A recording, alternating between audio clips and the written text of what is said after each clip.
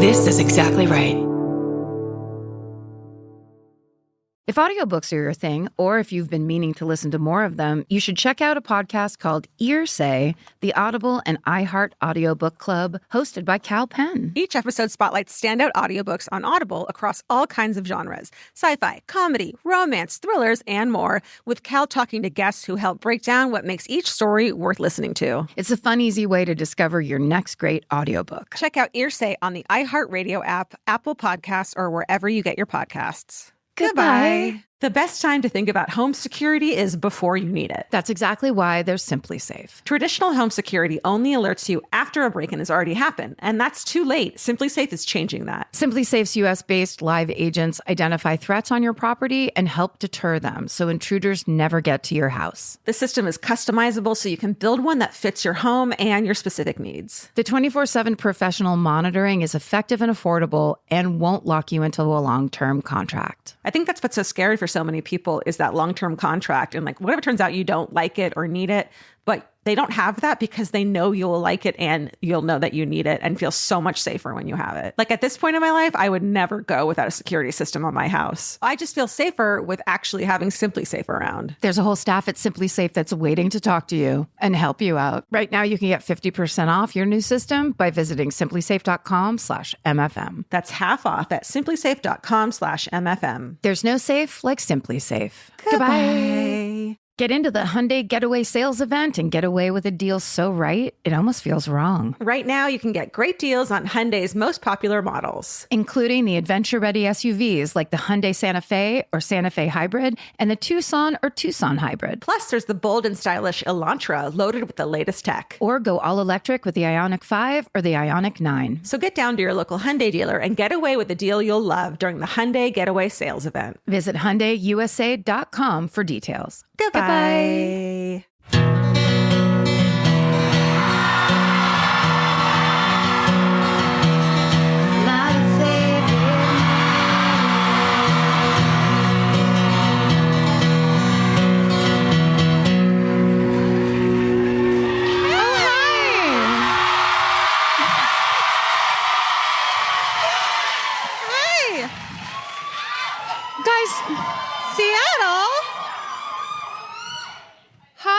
Hi, Seattle.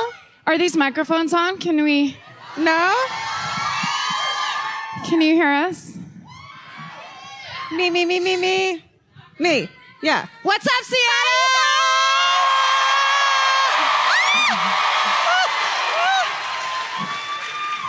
Now I'm scared. Who's that empty row? Who's that fucking empty row? Lights up. I want all those names. What'd you say? Dead bodies? The fucking reserve family's a real bunch of dicks, that's for sure. Crazy. Whose family is that? I don't know. It's Jim and Donna Neptune, and they always get 15 seats at every show that they do. Oh my God, it's so good to be here with you guys. This is so exciting. This is the very last night of our weekend tour, our first tour ever. Yes. And we're wrapping it down with Seattle. Yeah. Thank God. Best for last. And just in time, because we thought it would be a good idea to wear the same dresses for the whole leg of the Western tour. Yep. So you wouldn't cheer for it if you could smell it. These, I love them. They're going straight into the hotel room trash when I get home. Yeah. I mean, it's all filth now. It's all ruined. This feels like a dress. When I first put it on the first night, I was like, I'm a gorgeous princess. And tonight I'm like, I feel like Harold's mother from Harold and Maude. It feels like gross polyester that an old bitch would wear. And I'm really mad at you about it. That's awful. Pockets! What? Find me. Find my light. Find me. Follow me. No. Bye, Karen. Come on. Do this with me, like, guys. No, they won't participate. We won't do it. Refuses to work. There it is. There he is. Refuses to work with you. And She was just going to keep going. There's someone up there that's so mad right They now. didn't fucking have this in the fucking So email. angry. Yeah, we should wear different dresses every night now. How about pants and old shirts? Let's just wear whatever we want. I'm not sure. The dress thing may have been sarcastic at first, and then now we have to like weirdly commit to it. Like, it's our tour, and we have to be fancy in theaters. And it's like, well, you're not. Yeah. Look at you guys. Yeah, you know what? The night that we did Seattle, we fucking decided to wear whatever the fuck we wanted. I'm gonna start. Feel that. Guys. Feel that freedom. Feel it. I'm so relieved. I'm never wearing a bra again. Fucking just can't. And I think I'm like past the point of not being able to wear a bra anymore. But I don't care. How long did that take you? Just made it. I came home one day and Vince was like, "Oh, where were you? Were you out? And were you around people?" And he's like, "I can see through your shirt." Fuck them. Like, I don't care. But I just fucking can't do it. I mean, it's just, I should take it off. Anyways, hi. Hi. Yeah, you just went down into a hole there. Just goodbye. I should, but I shouldn't. Has anyone ever thrown their bra into the audience and not the audience throwing their bra into the stage? Maybe. I bet they have. Like, Who wants a $14 Target bra? Yeah. That smells. So, Karen, you texted me. You can tell it's the end of the tour because my fingernails look like the ones Catherine Martin saw in Buffalo Bill's Well. Can you see them? Good fucking I don't know what I've been doing, but literally it's like, I look like I've been trying to climb my way out of a murderer's basement. That was a great reference. Like, I really dig you just did. Yeah, that's what I do for a living. Thank you. So you texted me when we got to our hotel, and you were like, and I was like, this hotel, and you were like, I think it used to be a hospital, and I thought you were joking. And then I checked into my room, and I think it used to be a hospital. I think it used to be a hospital, everybody. It smells a little bit like haunted bleach. There's in the bathroom. The bathroom door has one of those like what's like the ship windows? Yes, that's round, and I think it's for like to make sure your patient isn't like sneaking drugs. Yeah. So like the nurse can look in and, how long? Are you okay? Don't shiv yourself with that soap. It's not allowed. It's very rehabby. It's rehabby. This is Diet Coke. So. It's rehabby. There's also, there's kind of a feel to it. I was sitting in there typing, as we like to do before shows, and for a while, so that the lights kind of went dark, and I hadn't turned any lights on. Ooh. And then in the hallway, a child screamed, and I was like, oh my God. With a bunk. Because it doesn't, there's no carpeting. No, I heard clonking upstairs, and I was like, that'd be funny if it was a ghost. Yeah. But it's just there's no carpeting. But did you see there's a giant pillow on the bed that says "Sleep with me"? And I'm like, oh, that's my sleep podcast that I listen to. So maybe they're fans of that podcast. The insomniacs here know what I'm talking about. What? Just the idea that your hotel would be like, I think I know what podcast she likes. Sewing a pillow. Aww. When did you make that reservation? 3 days ago? Yeah. Sewing all night. I'm staying there again. I mean, we've been given weirder gifts. Am I wrong? So this is my favorite murder. That's Hi, everybody. Karen. Thanks for being here. No, you're freaking me out. You're into it now. Now you like doing light stuff. Okay. Good to know. That's so scary. Like, we can't really see anyone, which is good because this is scary. And it feels like when Large Marge makes her face all scary. Like when the lights, or no, when he has the like. It's just one lady with a huge face in the middle. It's like, oh, fuck. I don't want to see that. I want to pretend that this is not real. It's fun. It's totally fun. We're in a fight, ladies and gentlemen. We're in a fight. When we were upstairs, there's a record player, and I put on the record that was there, which was like a K-Tel, I think it was called like Emotions or something. And there was all these songs from the 80s that were like every song from my junior high dance. And so I was kind of getting like an acid stomach. And Georgia was like doing something else. Like it seemed like she wasn't paying attention at all. And then all of a sudden there was a song on and it was Styx. It was a Styx song. I can't remember what it was. And all of a sudden Georgia snaps up and goes, "What is this? She doesn't even have a good voice." It was so bad. She sucked. It made me feel like I was in a grocery store, like a sad grocery store aisle. Yeah. Oh, sorry, Styx fans. Just a ballad where I sing like this. That's all it was in the 80s. That's all we had. No, I don't need that. We wanted more. We had Color Me Bad, just to slow dance to. Oh.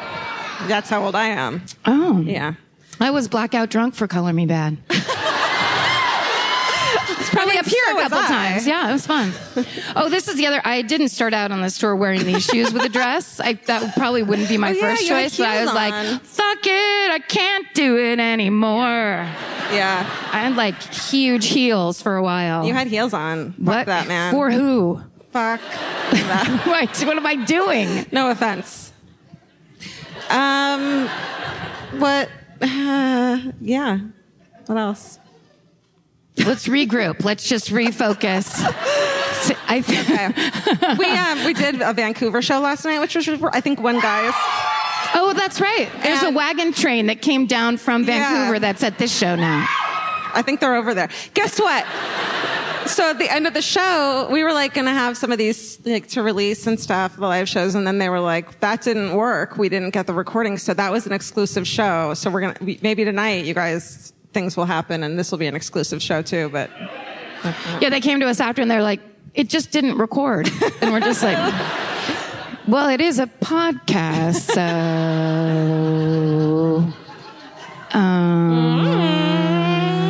So We'll just tell everybody about it. Yeah. So if you get a call, we're going to be like, episode 58, here's basically how it went. it was so good. So I go, Best show. and then ever. George is like, And then I'm like, say a Canadian name wrong. oh my God, we were hilarious last night. Oh my God, best we've ever been in our It lives. was fucking incredible. Best we've ever been. Death, jokes, everything you like. Puns, terrible puns. So many fun. Stevens, like talking about Steven all the time. We yelled at Steven. Yelled at Steven a lot. Did you see? It's magical. A bunch of people on Instagram, I wrote a thing about like that it didn't record, and everyone was like, "Steven, you had one job." In the comments, like over and over and over again. He wasn't even there. He wasn't even there. He was Poor thing. innocently sitting in Los Angeles stroking his own mustache. And he's like, I'm sure he was like, "Did I do something wrong?" I guess, you know what, I probably did. I should I probably apologize did. for I'm that. really sorry. Sweet little Stevie. I love cats, and my name's Steven. God bless his soul. Yeah, that's a great description of him. Yeah. The Reserved are finally, Mr. and Mrs. Reserved are finally here. So, Can we get those on?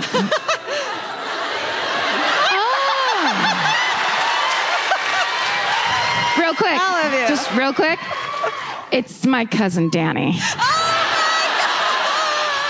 no. Yeah. Come on. Oh my God. Uh-oh. Oh no. What if she tells him he's adopted? Uses this time. Come on.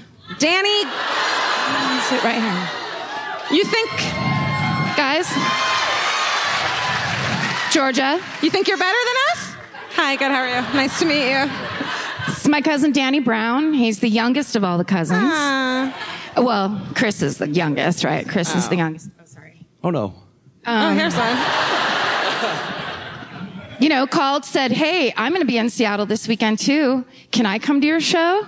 And I said, Be on time. "Wait, will you really quickly tell the story?" So I don't know if any of you probably aren't, but if there are any San Francisco Giants fans in the audience, couple, Here, Kevin. then there's problems. I know. Here's that. So there's, oh, good. So, do you want to tell that story of when you got to be famous for 15 minutes? Do you want me to do it for you and you can just chime in? You do tell a better story than I do. Well, so That was part of the genetics you got. I got all those? Yeah, all of them. So Danny looks like Buster Posey, who is the catcher for the San Francisco Giants, quite a bit. To the point where, right? I didn't know what that. A man in the front said, "Yeah, you do." So now we know it's true. So Danny worked at it wasn't Candlestick, was it? It was AT&T Park. He worked at the park. Then one day he was leaving, and some little kids walked up, and they were like, "Oh my God, Buster Posey, can we get an autograph?" And he's like, "I'm not Buster Posey." And then more people came up, so he just started signing autographs. I love it. Ruined rookie cards. Ruined them. Some guy, like in 50 years, goes to he's been saving it for his children for retirement, and he goes to bring it and cash it in, and they're like, "This is a fucking forge, dude. We don't believe you." Zero value. Way to go. The economy collapsed. He's like, "Don't worry about it. Yeah. You've got this thing." Grandpa has got you. All right, you can go. You don't have to stay up here. You're done roasting me. Danny Brown, ladies and gentlemen. Good job. Coming to my show. Yes. No, you're fine. You're fine. We'll talk about it at Christmas. I'm so glad that was your cousin. That couldn't have got better.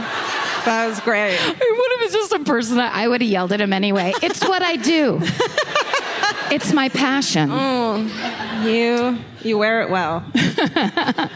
Thanks. Like this dress. Like this goddamn dress. Should we talk about murder? Should we talk about some murders? Do you want to do that?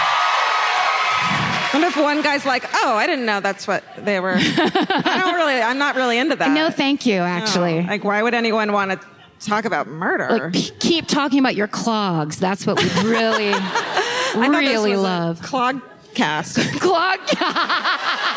No.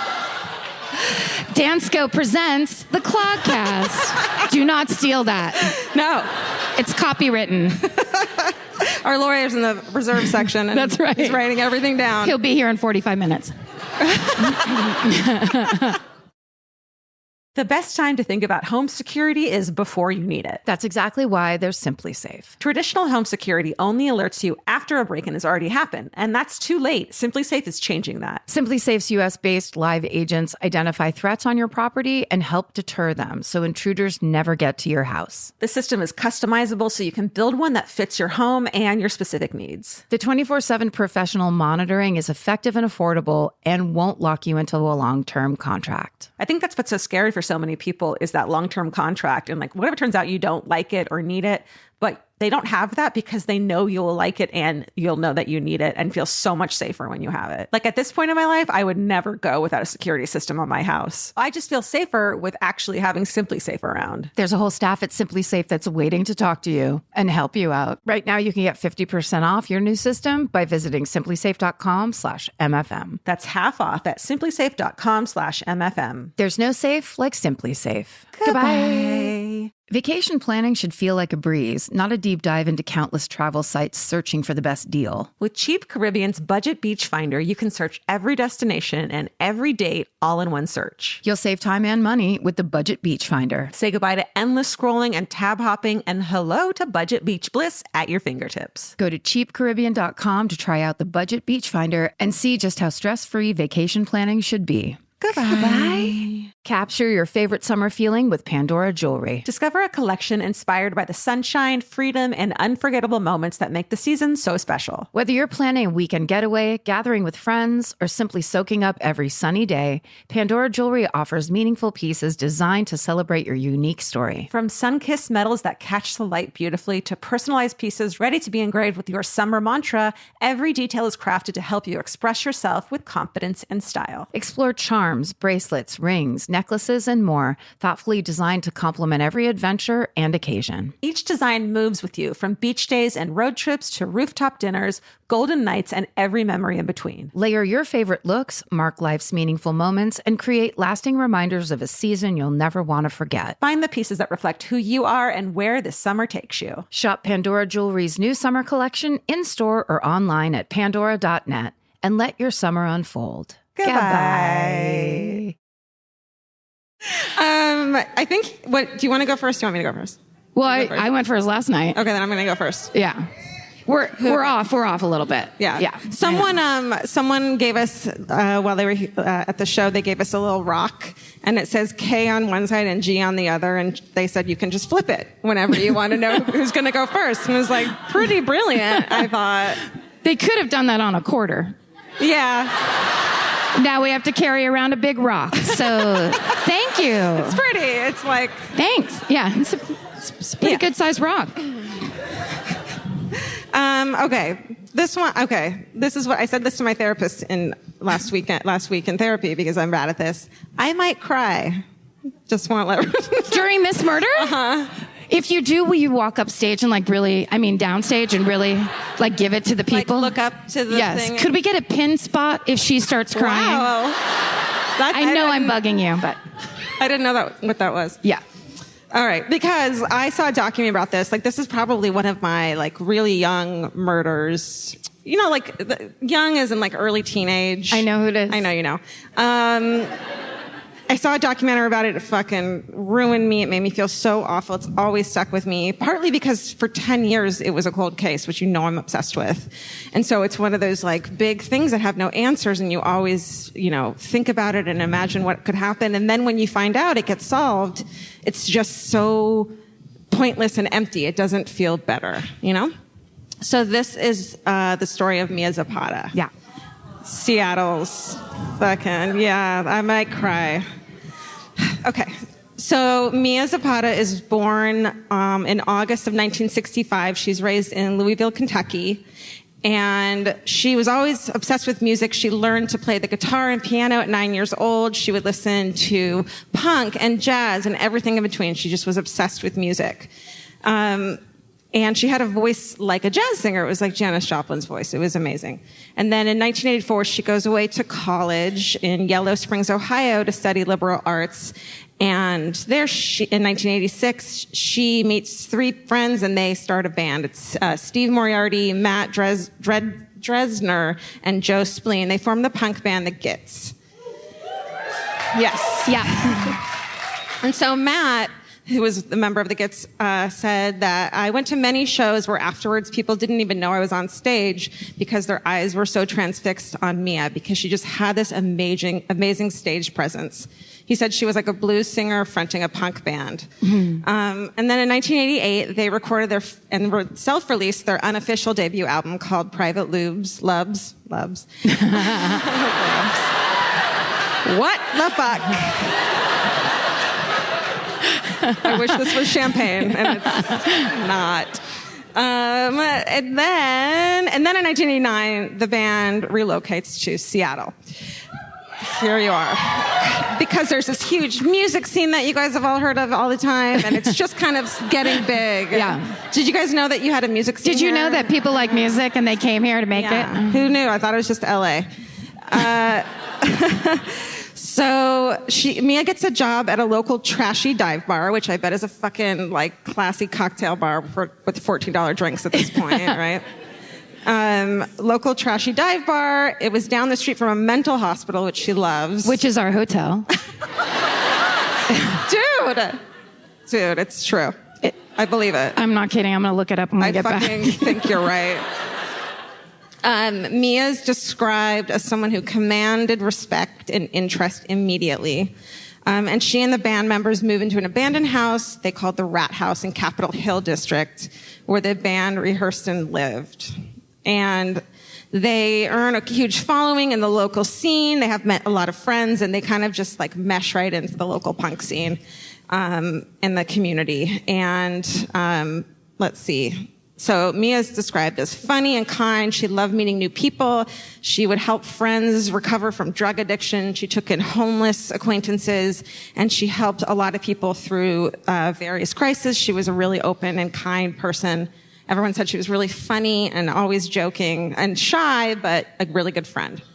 So during the 90s, buzz begins to surround the Gits, and they release a bunch of singles on local independent record labels. They're known for their powerful driving music, like punk, with these amazing lyrical, poetic lyrics. Lyrical, poetic lyrics.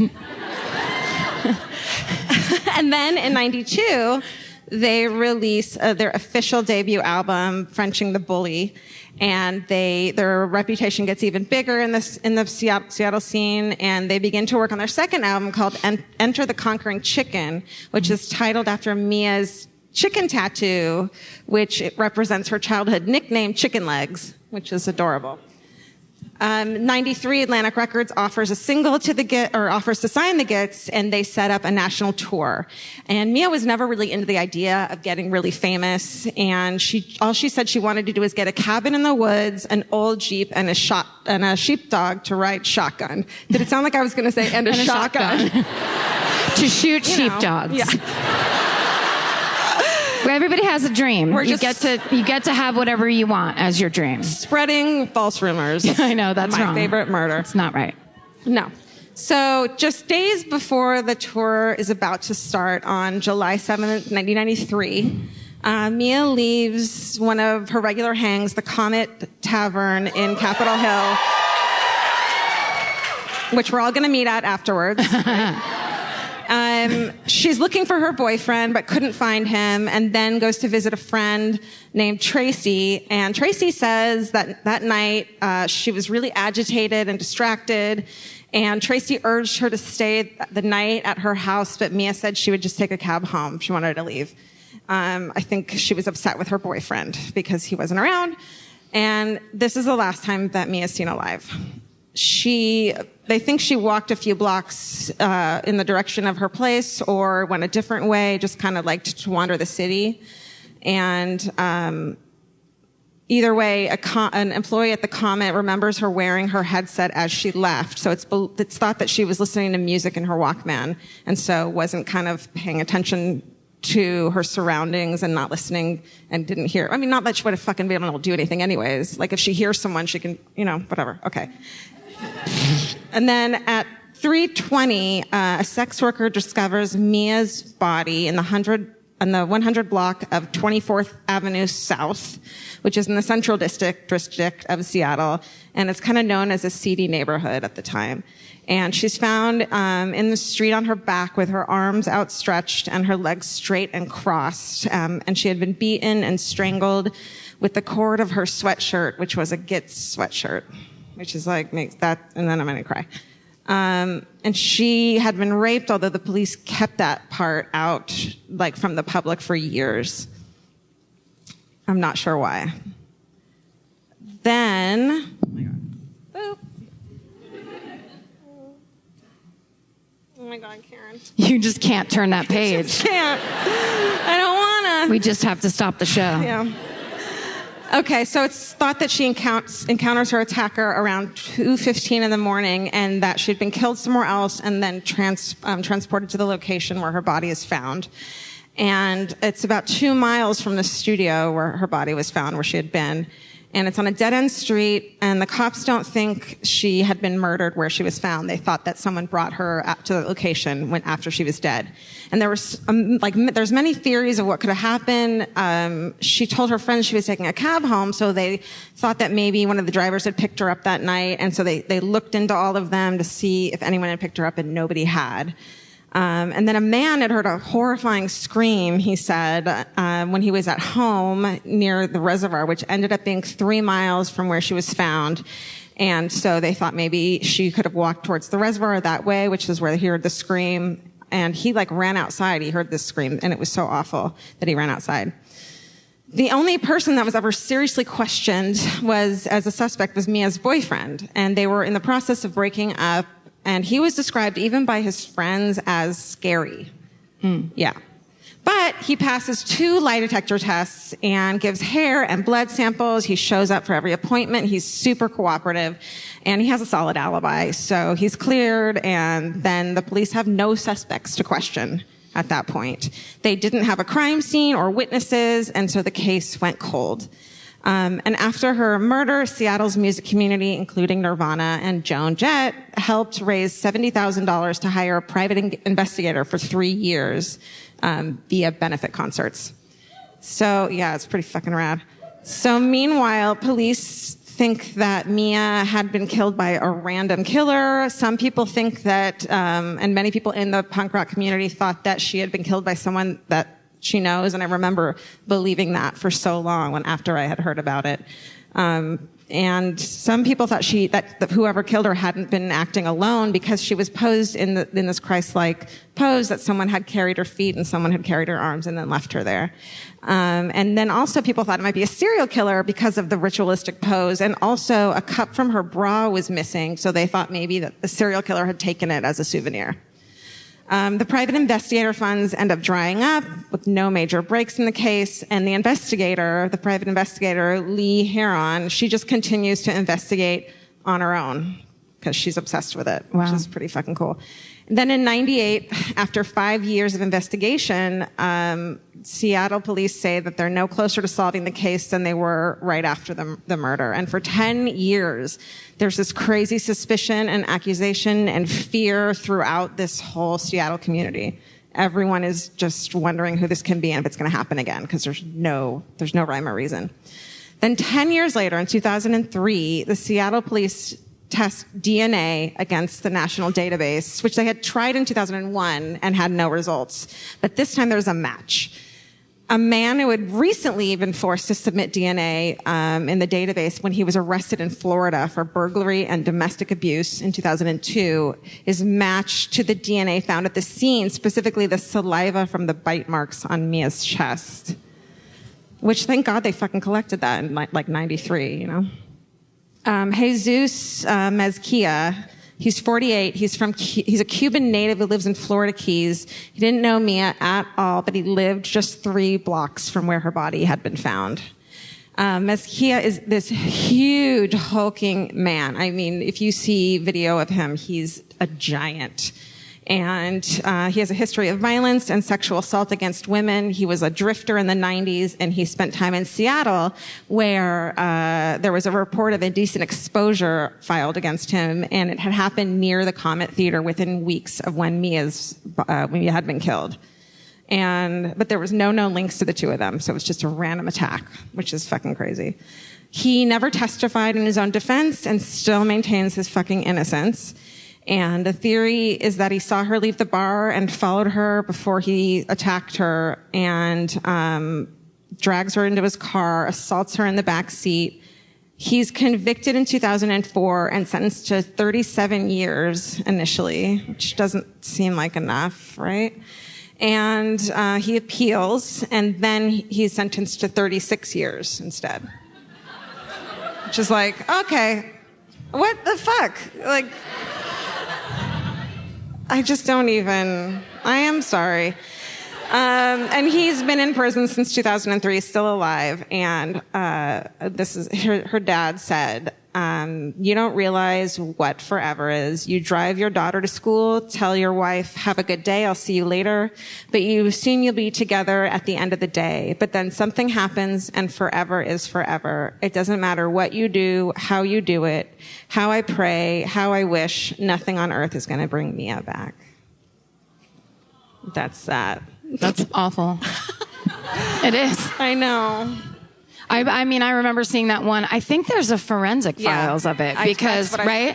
Because I just remember seeing it because every forensic files, that old guy narrator, it was always like it's these random people, and suddenly he's talking about like the punk scene in Seattle. Hearing that guy talk about it.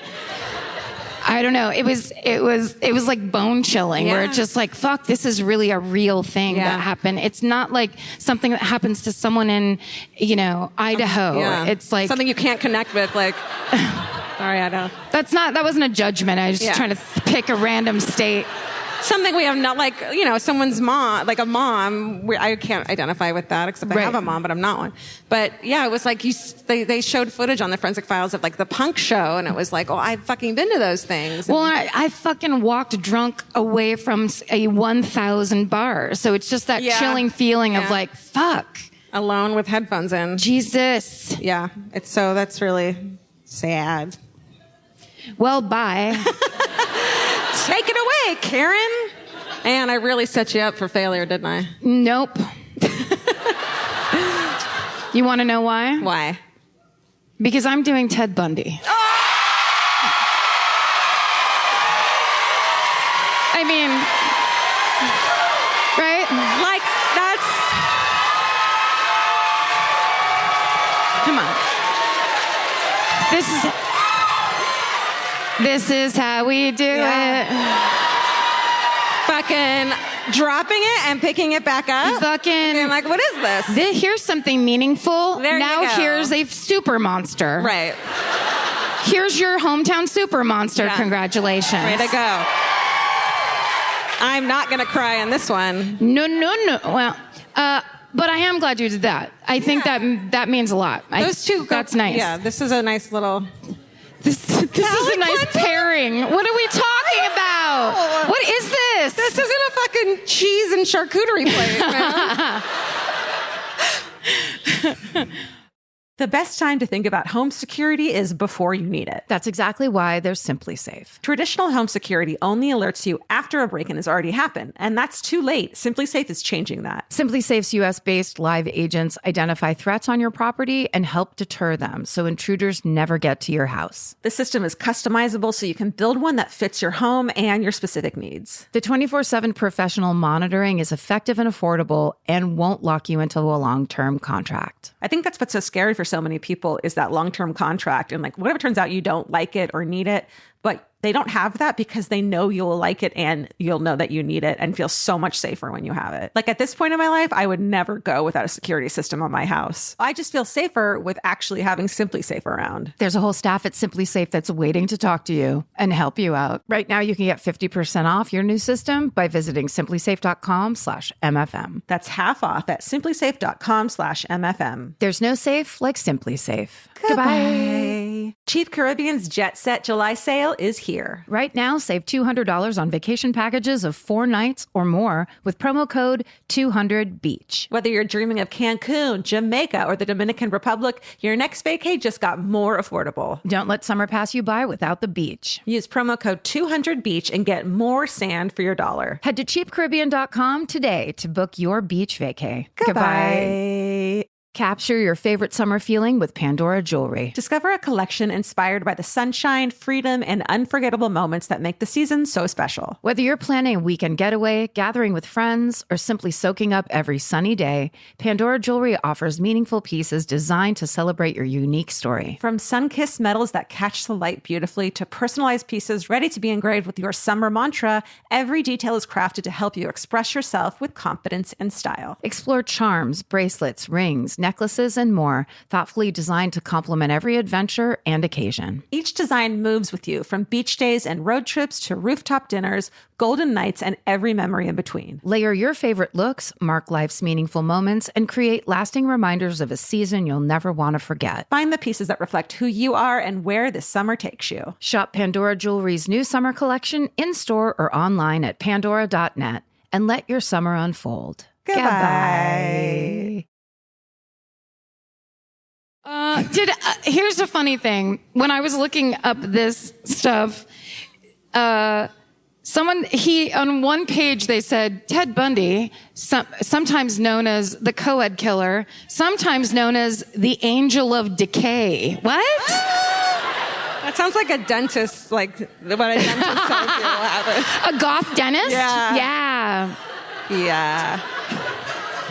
What if there's a dentist serial killer? Then that's what that is. I mean, they're already so horrible. I mean, I've never heard Ted Bundy called the angel of decay. It's never happened. I feel like that was like a weird URL link and they just went to someone's weird poetry page. It's like, no, that's not. Don't click on that. But as probably many of you have already know and have already read, one of my favorite crime writers is Anne Rule. And, right? She's just like, she's the fucking Stephen King of true crime. Yeah. It's crazy. Yeah. She churned it out for years and years. God bless her soul. And her story, I wish if I had all the time in the world and I could really here's what I would do. Let's hear it. I would now clear the stage. I would put on an Anne Rule costume and I would do a one-woman show called The Stranger Beside Me. Yeah. I'd fucking sit in the audience and yell shit at you. You'd be like, fuck you. No. I'd be yelling our quotes at us real loud. because her story, so if you don't know, Anne Rule was a crime writer who in the 70s had been a cop and had become like a crime beat reporter, among other things. I think she still worked in the police department also in some other ways, but she also volunteered at a suicide prevention hotline. And that is where she met the amazing Mr. Ted Bundy. She worked side by side with him on the night shift at a suicide hotline. And he was a close friend, and she used to like to say if she was 10 years younger or her daughters were 15 years older, she thought he was the perfect man. This is why you never let your mom set you up with anyone. That your mom... Next time she tries, say, guess what, Mom? Yeah. Don't pull that Anne Rule shit on me, Mom. No. Eric from your office could be a serial killer. Also, I just love, this is my favorite kind. My favorite kind is the ones who like wear like Fair Isle sweaters and like, hey, I'd love to treat you to a bottle of Chablis or whatever, where you're like, I never saw it coming. Yeah. And that he is so that way that even this woman who herself had studied psychology, had been a cop, all these things, didn't see it over and over again, even when the evidence was piling up in front of her face, she'd still be like, it can't be him. That's crazy. It isn't him. I just can't imagine. I mean, I guess today is different these days, but fuck.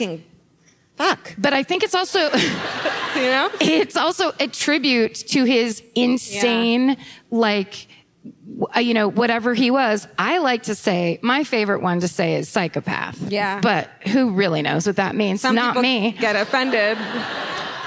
Some get offended. Some just want me to be accurate.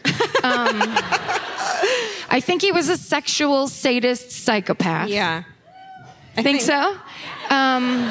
I think he really got off too on manipulate. Like that was part of his enjoyment is just living in plain sight and manipulating people. And he was really quite something. All right, let's talk about it. Let's do it.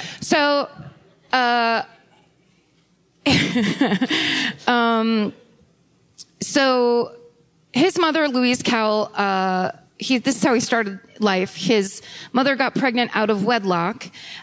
So he was raised to believe that his grandparents were his parents and his mother was his sister. That's fine. It's fine. George Clooney, it didn't turn him into a serial killer. Is it George Clooney? No. Who is it? Who is it? You're just fucking naming people. Rumors. I'm spreading them. It did not affect Brad Pitt one bit. What's the problem? It's someone, I swear. Someone's yelling at Some famous person? Yes. Someone tell me. Bobby Flay? Oh. George Clooney, someone yell. Jack Nicholson, thank you. Yes, For Jack real? Nicholson. Is that right? Yes. Are you just picking one? I swear to God, that's Okay. what I meant. Okay. Same fucking thing. Those two. He did fine with it. Exactly. He's a psychopath, probably. Although The Shining. All right. There were also rumors that his grandfather, he was raised to believe was his father, was actually his father. But that's just gossip. Stop gossiping about Ted Bundy. Oh my God. So, he graduated from Woodrow Wilson High School in Tacoma in 1965. Really? Yes. The Fighting Murderers. And he won a scholarship to the University of Puget Sound. After 2 semesters, he transferred to the University of Washington. Bunch of fucking educated listeners in this audience tonight. They love school. How about, and then they didn't go to college. Then they went for a year and a half, stopped going to class, then they thought they could hide the report card. Yeah! And then just signed up for class so they could get their mom's health insurance. Yeah! All right, sorry, I'm interrupting you. Okay. After 2 semesters, he transferred to the University of Washington, and there he meets Stephanie Brooks, which is a pseudonym. I didn't know that for a long time. Makes me really mad. I always thought her name was Stephanie Brooks. That's a pseudonym. Stephanie was a beautiful girl from a wealthy California family. They dated for a year. Ted is way more into her than she is into him. And eventually she graduates. She moves back home to her parents' house in California, and she breaks up with him. And she tells him, upon breaking up with him, that he's immature and he lacks ambition. Oof. And I'm sure that went over well with Ted. He's like, thank you, Stephanie. I appreciate your candor. And I'll take it into consideration. No ambition, eh? Watch this. Yeah. So then in 1969, right after that happens, he decides he's going to go back to his birthplace, Burlington, Vermont, visit his family. That's where he finds out he's illegitimate. Oh, but anyway, here's some maple syrup. So he comes on back to Seattle with a spring in his step and a thirst for blood.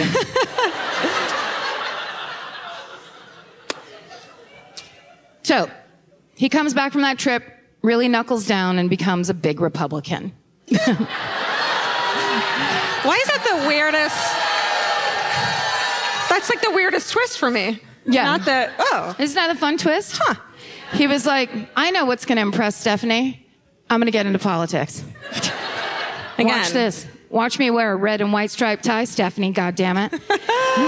So he runs the Seattle campaign office for Nelson Rockefeller's presidential run. Oof. Who? I know. He did a great job.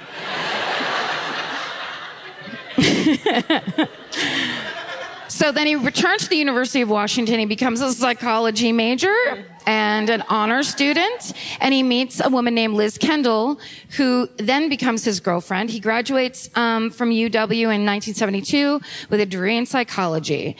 And that summer, he goes on a business trip to California, and he meets up with Stephanie Brooks just to say hi. Hey, what's going on? I just want to check in, see how you are. Catch up. What have you been up to down here? What? This time, I wrote this time as a motivated Republican psychology grad student with some amazing sweaters. So they actually get back together. He gets back together with her, and they date for a year. His poor real girlfriend at home is like, he said he was just going to have fucking margaritas with her. Neither of them knew about each other. Yeah. Okay. So he gets back together with Stephanie Brooks, dates her very seriously for a year, is very romantic, is very lovely. At the end of the year, he proposes marriage.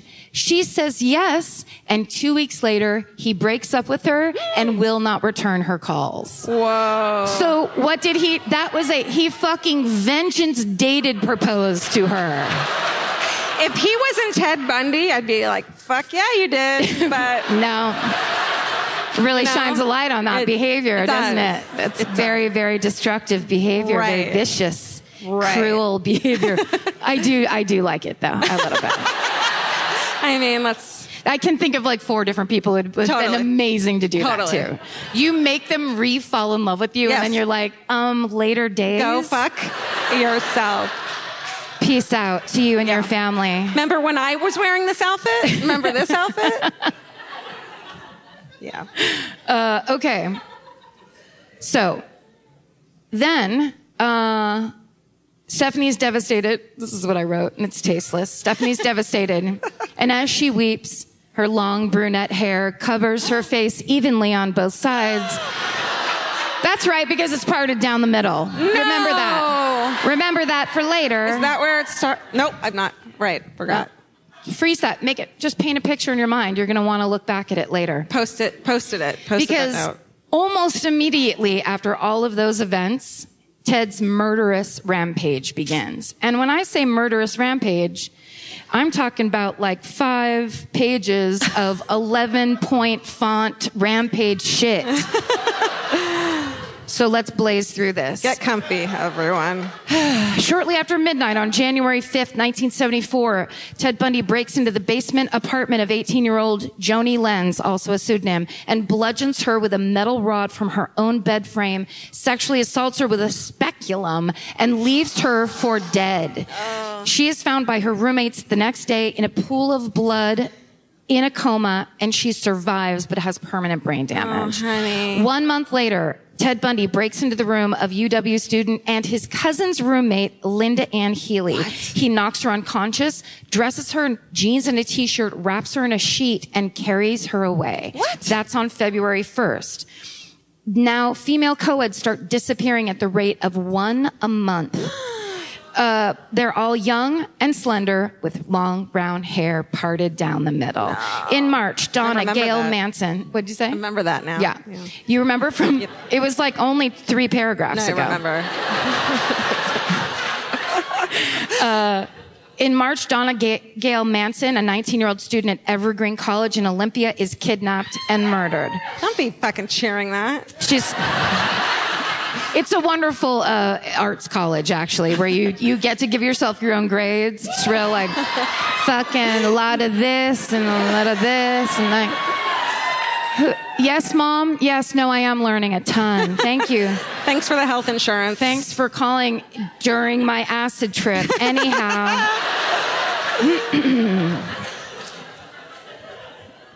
In April, Susan Rancourt disappears from the campus of Central Washington State College in Ellensburg. The same night, right?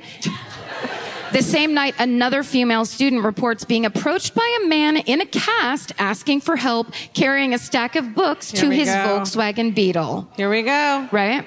2 other co-eds tell the same story from 3 nights earlier. In May, Kathy Parks disappears from Oregon State campus in Corvallis.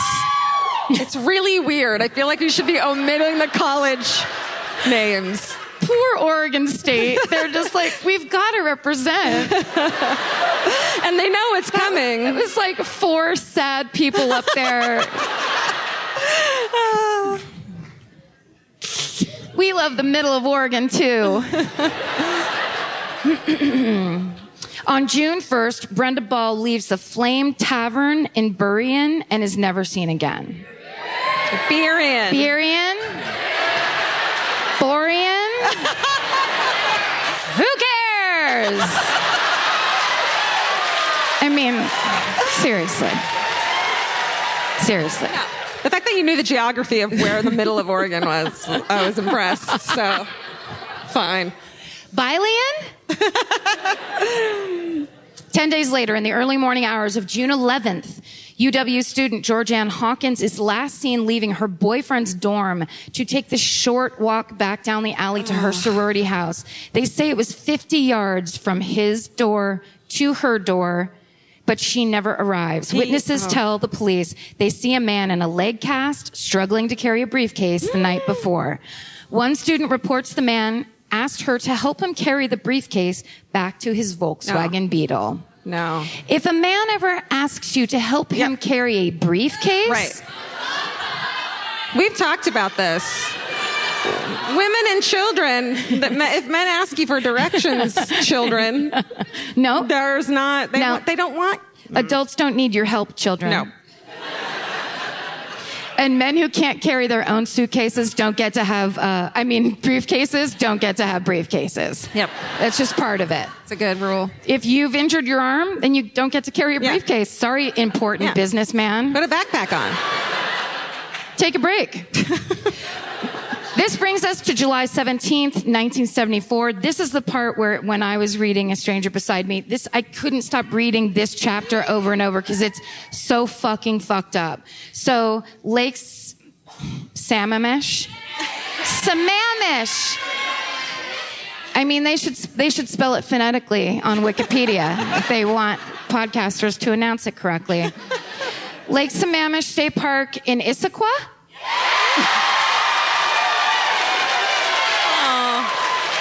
You guys you're fucking easily impressed, all of you. Fucking, what a job we have. I mean, it's ridiculous. This is like reverse kindergarten, basically. This is like a spelling bee, but like you just can't lose. Everyone wins. Everyone gets a ribbon. That's right. I'm into it. That's fine with me. Okay. So at Lake, oh shit, I forgot already. Sammamish? Sammamish! It's a beautiful holiday weekend, and tons of people are there. You know, when it's sunny up here, you guys go batshit. It's like, all of a sudden, everybody's wearing the smallest bathing suit they can find, like fucking standing around at a man-made lake. So, there's actually pictures online. You can look this up. It's so packed on this day. There's just people standing like shoulder to shoulder. It's unbelievable. And that day, 2 women, Janice Ott and Denise Naslund, both disappear without a trace in the middle of the day. What? So 8 witnesses tell police they saw a handsome young man named Ted. What? He doesn't use a pseudonym. With his arm in a sling, and 5 of them were women who he asked for help unloading his sailboat from his Volkswagen. So one woman actually went with him, and as she's walking up to the Volkswagen, she's like, "There ain't no sailboat over here." And she was all, "Bye." Good for her. 3 witnesses said that they saw Janice Ott speaking to that same man, and they saw her leave with him. And then 4 hours later, Naslund disappears. Wow, he came back. He fucking killed Janice Ott up in like the hills about a mile away. Oh my God. And then came back to get another woman. What a He is in ballsy a motherfucker. full-on fucking psychotic frenzy. Yeah. But meanwhile, all like, they said the witnesses describe him as having kind of a clipped, slightly British accent. So can you imagine? He's like a werewolf rampaging, and then he like wipes it all off and turns around. It's like, hello, Yeah. do you mind? I've got a sailboat over here. I can't get it off my.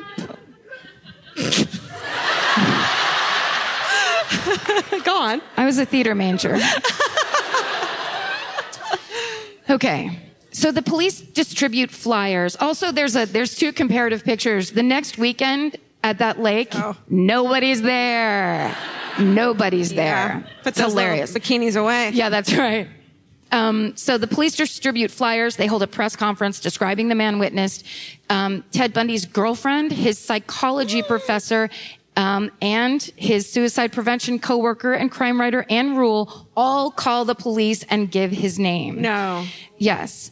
And Ann Rule in the book, she like talks about it where she calls and says, "This is crazy." And I mean, it's probably not him, but the thing is that he does have a gold Volkswagen. Jesus. His name is Ted. Oh my God. And he has no sailboat. yeah. It can't be denied. Yeah. His total lack of boating.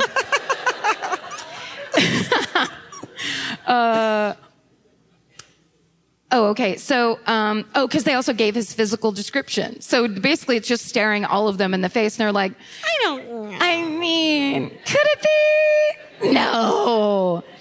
But it also must be really weird because she talks about in the book that he was so empathetic, and he would talk people off killing themselves for hours. He would stay on the phone. He was so empathetic. He had the most amazing mask that he would wear. He was living the ultimate double life. It's fucking nuts. Okay, so Ted Bundy killed both of those women within hours of each other, and both of those murders were so brutal that when their skeletal remains were found a mile from that lake, there were only bone fragments left. And up there with them, when they found those skeletal remains, they also found the remains of George Ann Hawkins. And then just east of there on Taylor Mountain in 1975, the partial skeletal remains of the rest of the missing women were found. Linda Healy, Susan Rancourt, Kathy Parks, and Brenda Ball. And Bundy claimed that Donna Manson was also buried there, but no remains of her have ever been found. So he basically had these 2 dumping grounds, and he used to go visit them. I don't know how he fucking found the time, but it was like among all the other bullshit that he was doing, then he would drive up into the mountains and then just sit there with his victims' bodies. All right. Then he decides to go to law school. Oh my God. What a dick. He's gonna teach that ex-girlfriend a thing or two. Right. So he moves to Salt Lake City. Really? That was not sincere. All right, I'll try to go through these fast because it's just so much. October 2nd, Nancy Wilcox disappears from Halliday, Utah. She was last seen riding in a Volkswagen. A little over 2 weeks later, 17-year-old Melissa Smith is abducted, raped, sodomized, and strangled in Midvale, and her body is found 9 days later. She's the daughter of the police chief. Oof. Then 17-year-old Laura Amy disappears after leaving a Halloween party in Lehigh, and a month later, hikers find her naked, beaten, strangled body on the banks of a river in American Fork Canyon. On November 8th, Carol DeRanch is leaving Fashion Place Mall in Murray when an officer, Roseland, approaches her to tell her that her car's been broken into and that she needs to come with him to file a report. So she goes to the car. She sees nothing's missing, but he tells her she has to come to the station anyway. No. And then they get into his Volkswagen. You know. He didn't have a police car? The car that cops drive all the time. Gold Volkswagens. Oh man, fuck politeness. On the way, he suddenly pulls over really fast and tries to throw handcuffs on her. But in the frenzy, and she starts fighting him off, he puts both handcuffs on one wrist. And then as he does that, he picks up a crowbar, and tries to hit her over the head with it. But she catches it midair because her other arm is free. Then she opens the car door and rolls out onto the highway and escapes from fucking Ted Bundy. Yes! Carol! Get it, girl! Fuck yes, Carol. I mean... Yeah. All right. Okay, yes. All right. I just was going to say, it probably ruined going to the mall for a long time for her. All right. That night at Viewmont High School in Bountiful, the drama club is putting on a play. This ties back in.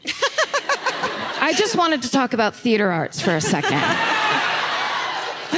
So both teachers and students report seeing a man who approaches them to tell them that their cars have been broken into. Some say they see him lurking in the back of the auditorium where the play is being held. And Debbie Kent, a 17-year-old high school student, leaves the play at intermission to go pick up her brother and is never seen again. Later, the investigators find a small key in that parking lot that fits the pair of handcuffs that were taken off Carol DeRanch. Oh my God. Okay, so now I've interjected a story I found on Reddit. Maybe a bad idea, but it possibly could be true, maybe 30%.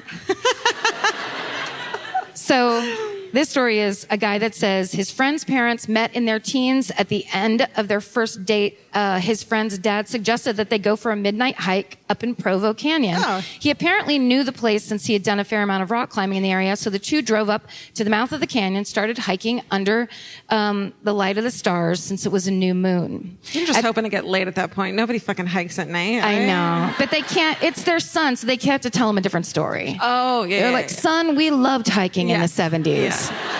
Oh, we'd hike and hike all night. Right. At some point, the dad starts getting a bad feeling since the pathway ahead, which was going to pass under some trees, was going to be very dark. So he ignores the feeling and presses on. Gotta ignore those feelings. You got to. In later retelling of the story, his mom would say that she felt the same bad feeling, but that she didn't know the trail like he did, so she just trusted that he knew what he was doing. A minute later, the dad felt that feeling even stronger, ignored it again. They walked a bit of the way into the trees when his foot hit something soft in the middle of the path.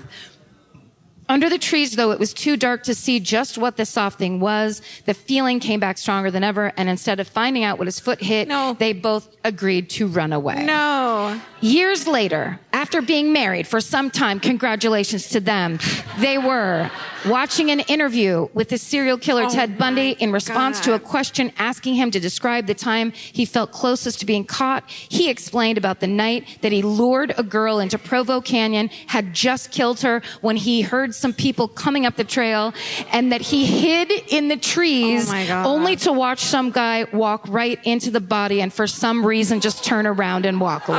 Oh, man. And this is why you always bring a flashlight when you're fucking hiking at night. Yes. No, that's exactly right. Right. That's exactly right. Also, somebody could have just watched interviews of Ted Bundy, retro-engineered that entire story, and be lying on Reddit. We don't know. There's just no way to tell. There's no way to tell.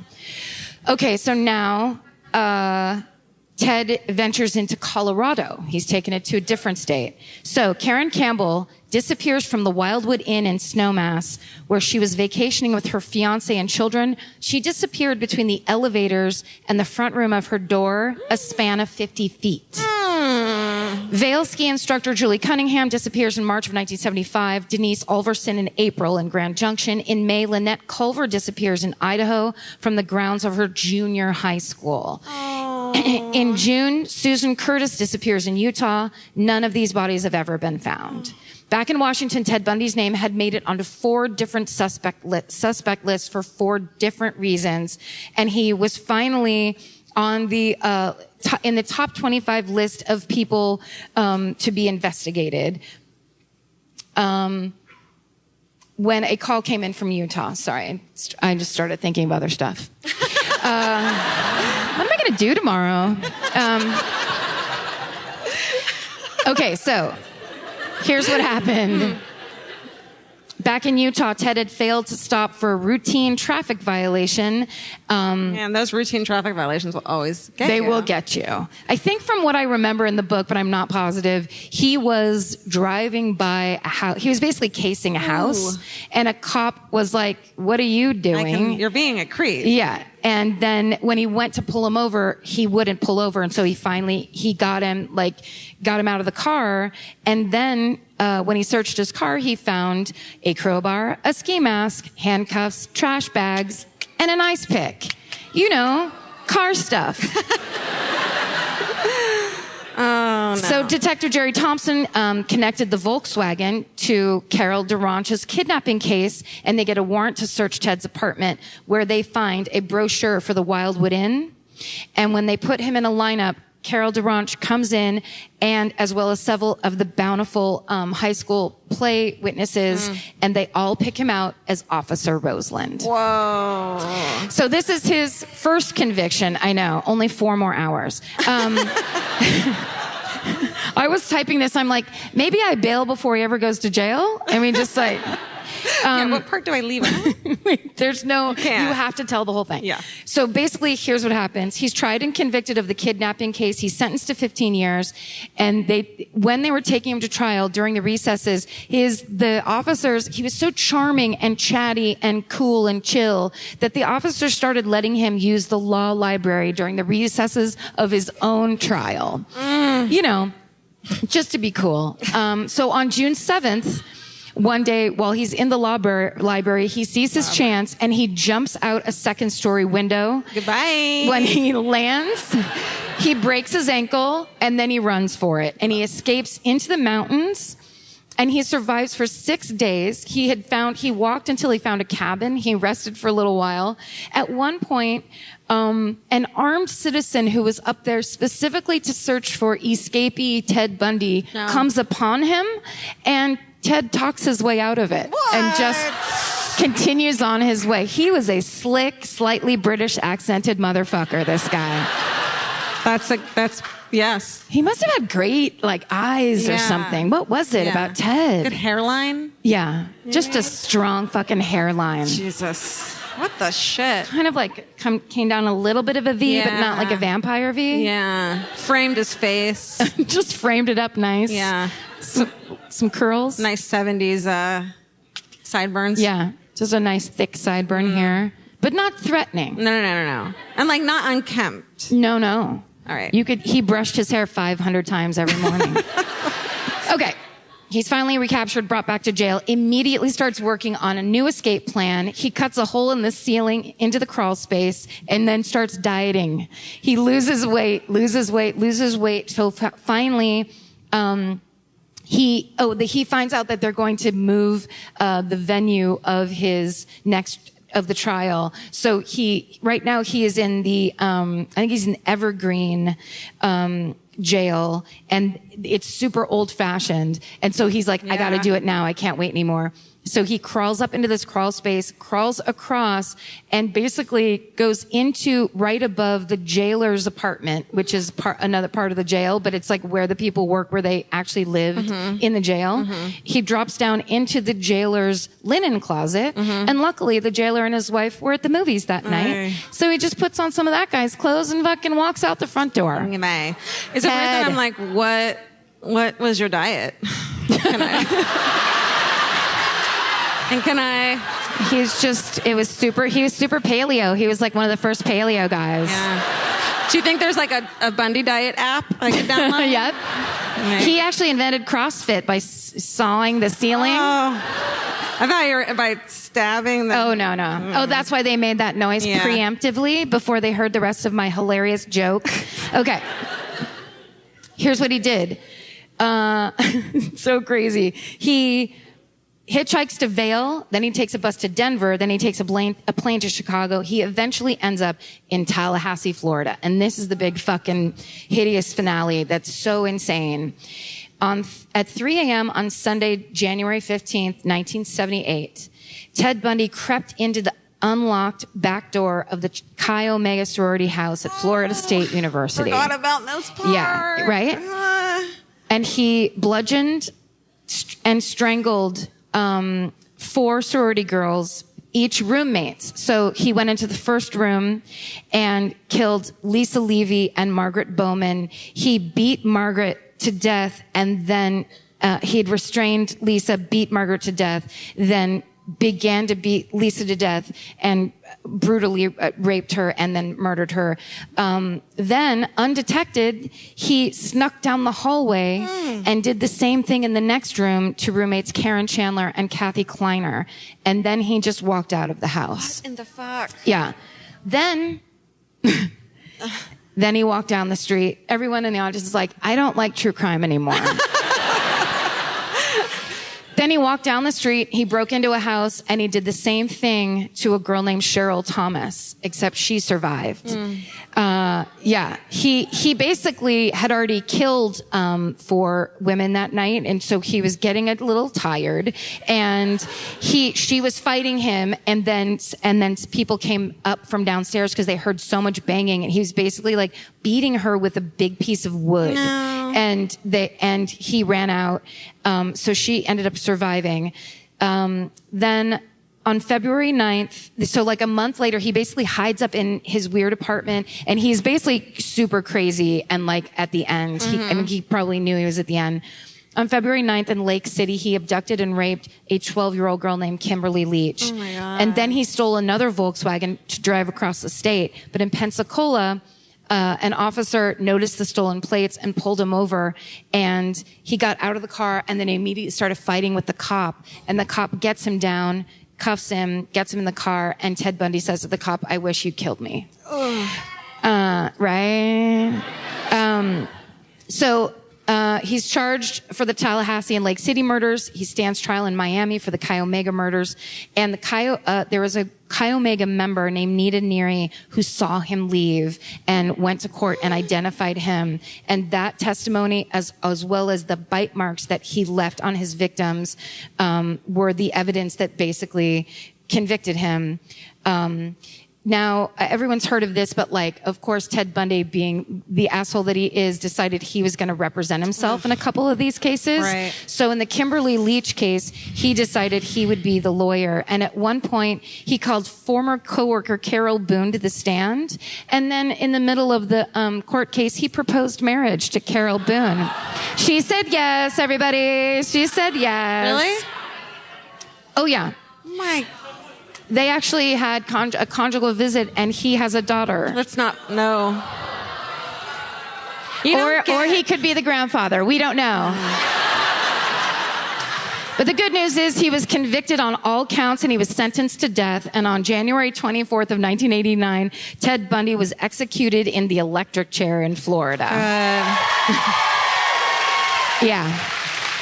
He had confessed to 30 murders, but it is estimated that there's a chance that he is responsible for the death of over 100 women. Whoa. It's fucking crazy. What and the fuck? Here's a slight upturn. Not great, but whatever. Oh, first of all, Ted Bundy claimed that porn is the reason that he became a serial killer.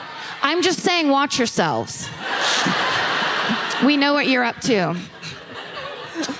Everybody's so cavalier about porn these days. Well, it made Ted Bundy.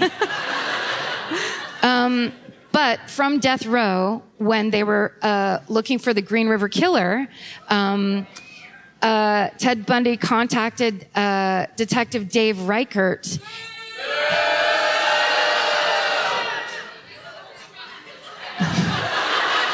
This is some local shit, huh? Yeah. We hate Dave Reichert, too. Yeah. We're arrested right outside the theater. It was a setup. They hated him first. Anyhow, however you feel about him, Ted Bundy called him and said, I can help you catch the Green River Killer because I know how these motherfuckers think. And then he did. What? Clearly there's a problem with that. I don't know what's going on. I bet it has to do with the Green River Killer. Oh. So's my mom. So's everybody's and I still mom. hate her, so. Now we move into the Trump portion of the show. Wrong. Oh, you. Well, we'll cap it off with this. Anne Rule had the best quote. She said, people like Ted can fool you completely.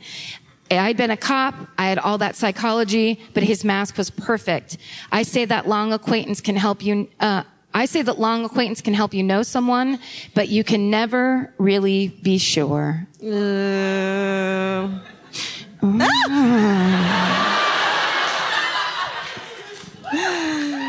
That's it. That's Ted Bundy. That's your guy. Amazing. That's it? Do we have time? I think that's it, right? Yeah. I think that's it, you guys. Yeah, that's everyone thing. Thank you so much for coming out to this show. Yeah, and thanks for being part of this.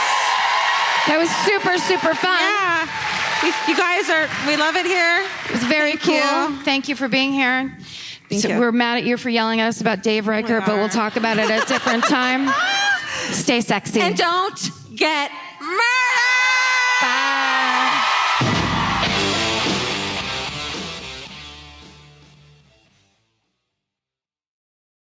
If audiobooks are your thing, or if you've been meaning to listen to more of them, you should check out a podcast called Ear Say, the Audible and iHeart Audiobook Club, hosted by Cal Penn. Each episode spotlights standout audiobooks on Audible across all kinds of genres: sci-fi, comedy, romance, thrillers, and more, with Cal talking to guests who help break down what makes each story worth listening to. It's a fun, easy way to discover your next great audiobook. Check out Ear Say on the iHeartRadio app, Apple Podcasts, or wherever you get your podcasts. Goodbye. The best time to think about home security is before you need it. That's exactly why there's Simply Safe. Traditional home security only alerts you after a break-in has already happened, and that's too late. Simply Safe is changing that. Simply Safe's US-based live agents identify threats on your property and help deter them so intruders never get to your house. The system is customizable so you can build one that fits your home and your specific needs. The 24/7 professional monitoring is effective and affordable and won't lock you into a long-term contract. I think that's what's so scary for so many people is that long-term contract. And like, whatever turns out you don't like it or need it,